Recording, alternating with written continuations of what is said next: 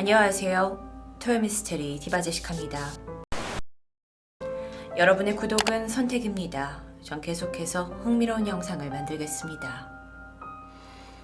요즘에 우리는 소셜 네트워크나 언론을 통해서 사건, 사고들을 빠르게 접할 수 있죠. 하지만 과거 30년 전 이땐 스마트폰도 없었기 때문에 뉴스와 신문으로만 소식을 접할 수 있었습니다. 그렇다 하더라도 소위 카더라라는 건 사람들 사이에서 구전으로 빠르게 번져갔죠.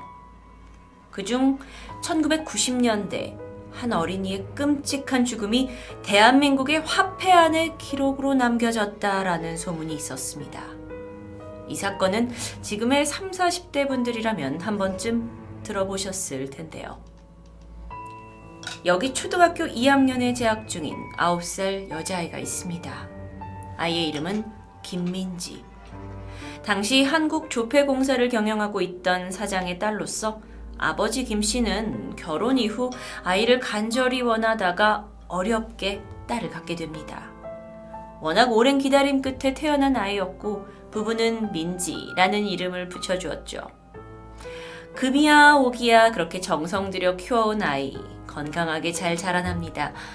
그런데 그러던 어느 날 아버지 김 사장이 해외로 출장을 떠났고 엄마는 아이의 등굣길을 마중해줬던 그냥 평범한 날이었는데요.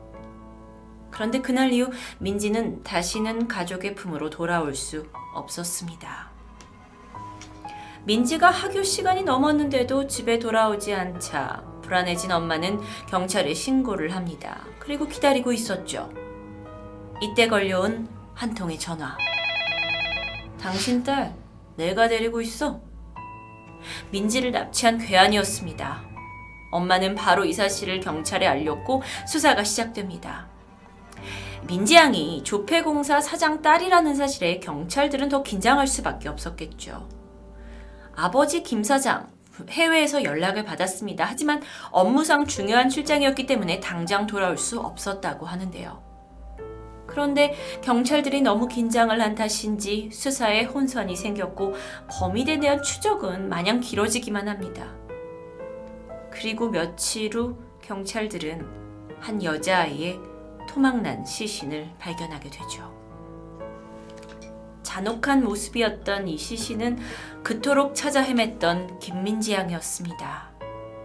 출장을 마치고 돌아온 김 사장은 딸의 죽음을 마주하면서 큰 슬픔에 빠졌고요.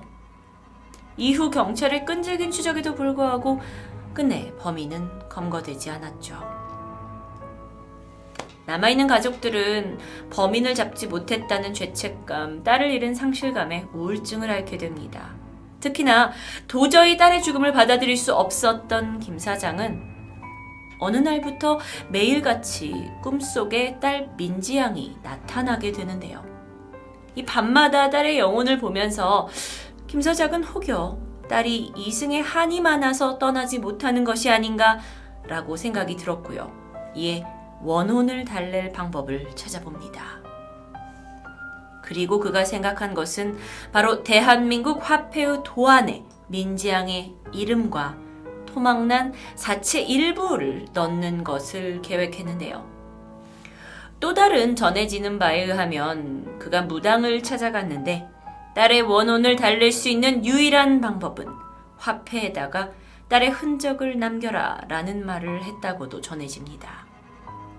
어쨌든 이후 김 사장은 마치 숨은 그림 찾기를 하듯 아이를 기억할 흔적을 화폐 안에 넣게 됩니다. 90년대 많은 사람들 사이에서 빠르게 번져나간 김민지 양 괴담, 화폐 속 흔적들을 다 같이 보시겠습니다. 먼저 이 10원짜리에 그려진 다보탑의 밑면을 옆으로 돌려보게 되면 김이라는 민지 양의 성이 적혀 있습니다. 확인되시나요? 이 다음으로 50원짜리에 이 사진처럼 벼가 보이시죠? 이 벼는 범인이 범행 당시 사용했던 낫이 그려져 있다고 합니다. 또한 100원짜리에는 이순신 장군의 모습이 그려져 있는데 이걸 거꾸로 돌려서 이순신 장군의 수염을 보게 되면 김민지 양의 잘린 머리가 그려져 있다고 하고요. 또 500원이 동전에 있는 학의 다리를 돌려보게 되면 납치 당시 결박된 민지양의 팔의 형상이 보입니다. 그리고 1000원권에 그려진 이 투호의 아래에 삐져나온 부분을 자세히 보면 김민지양의 영어 민이 쓰여져 있는 걸 확인할 수 있을 텐데요. 5000원권의 뒷면에는 김민지양의 지가 한자로 쓰여진 비석이 있다고 하고, 또 10,000원권에는 세종대왕의 오른팔 곤룡포에 김민지양의 다리로 보이는 것이 있다고 합니다. 뭔가 좀 믿기 힘든 이야기이긴 하지만 실제로 괴담을 들었을 땐 모두들 오싹한 느낌을 지울 수 없을 텐데요. 이런 이제 괴담이 많은 사람들의 주목을 받게 됐고 결국 기사화되기까지 합니다. 사건 당시 조폐공사의 사장이 이걸 공론화시키고 싶지 않았기 때문에 민지양의 납치와 살인, 그리고 민지양의 모습을 그때는 알 수 없었다라는 말까지 전해지죠. 이후에 이 괴담은 쉽사리 사그라들지 않았고 계속 진화합니다.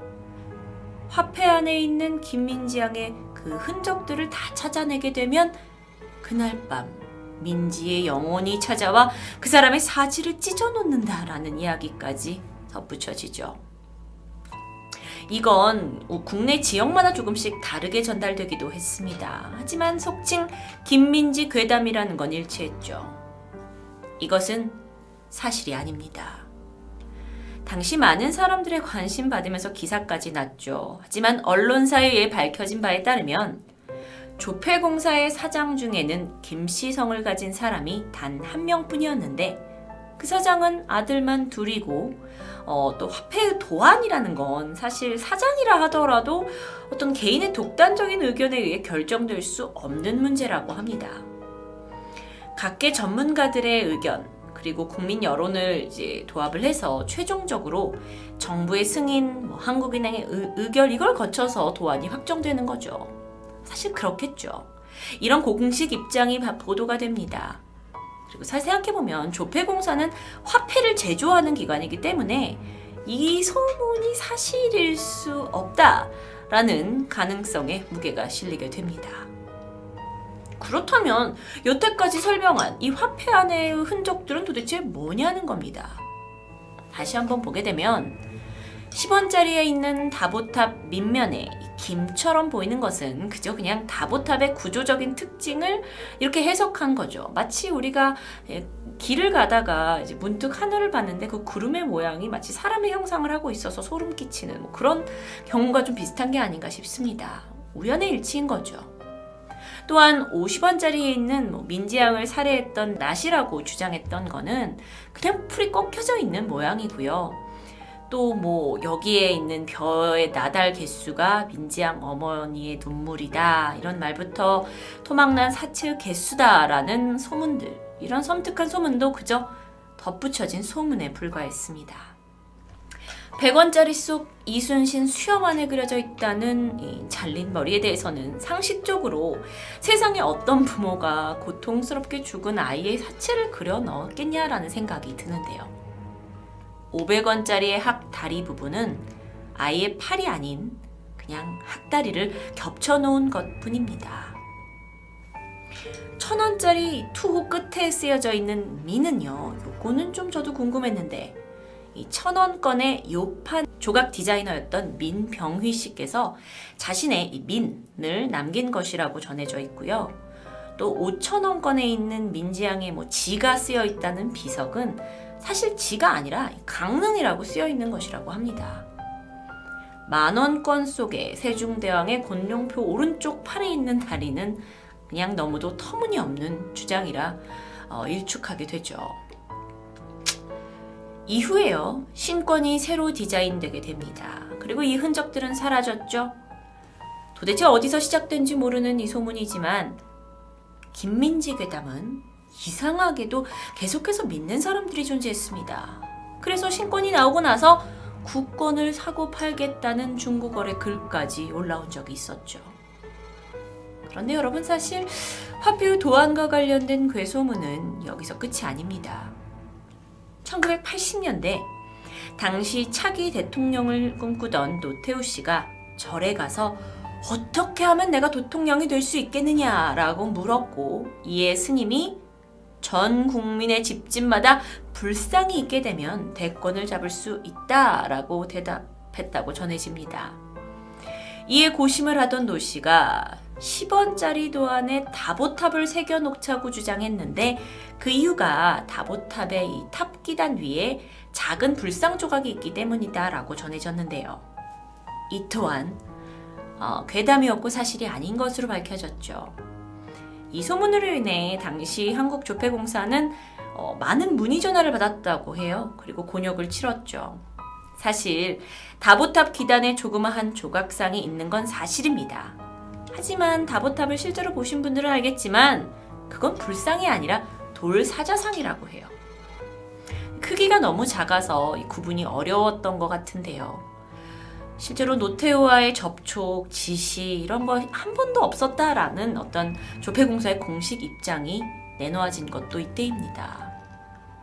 참고로 저희가 조사를 하던 중에 우리나라 화폐에 불상이 그려질 뻔한 적이 딱 한 번 있었다고 하는데, 1972년 만원권의 지폐 디자인을 석굴암 본존불로 정했고요. 당시 대통령이었던 이 박정희 대통령의 승인까지 받았다고 해요. 하지만 기독교계가 반발했고, 또 불교계에서도 부처님을 세속의 상징인 돈에 새긴다는 것은 맞지 않는다라는 항의에 무산되었다고 합니다. 일명 그저 사람들 입에서 오르락내리락 거리면서 전해지는 카더라. 이건 흉흉한 사회 분위기 속에서 만들어지는 것 같은데요. 믿거나 말거나 식의 낭설은 경기가 나빠질수록 더 기승을 부린다고 합니다. 2002년 한국의 학교괴담이라는 책의 저자 김종대 교수는 괴담은 발상이나 대상은 다르지만 본질적으로 현실에 대한 스트레스와 공포, 불만과 관련이 있다고 했는데요. 그러니까 불안감을 해소하기 위해 오히려 이걸 유발하는 소문이나 얘기들이 퍼뜨려지고 이에 귀를 기울이는 심리가 생긴다고 보고 있었죠. 김민지 괴담. 사실 저도 국민학교 시절에 이걸 들으면서 무서워했고 친구들과 동전 하나하나 화폐를 꺼내면서 그 흔적을 찾아봤던 기억이 분명히 있습니다. 어쩌면 그때는 납치와 살인이라는 이 무거운 소재를 멋모르고 괴담으로 이용한 게 아닌가 싶은데요. 어쨌든 해당 사건이 사실이 아니라는 점에 안도감이 들기도 합니다. 1990년대 한국을 뒤흔들었던 김민지 괴담, 토요미스테리 디바제시카였습니다.